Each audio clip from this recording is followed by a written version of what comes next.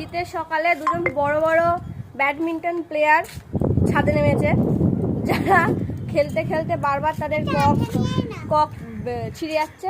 এখন মিস্ত্রি কক ঠিক করতে বসে পড়েছে মাঠের মধ্যে। কি করছিস? কফ কফ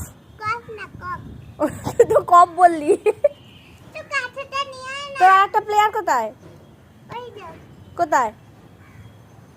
আরেকজন প্লেয়ার এখানে খেলতে খেলতে হাঁপিয়ে গেছে, এত খেলেছে।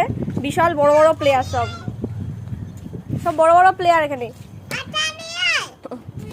আঠা দিয়ে কি করবি?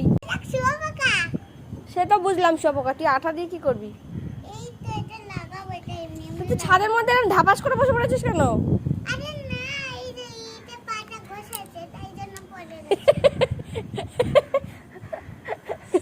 পায়ে লেগেছে?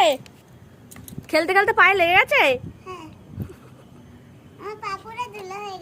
পাপুর কি হয়েছে? দুলো?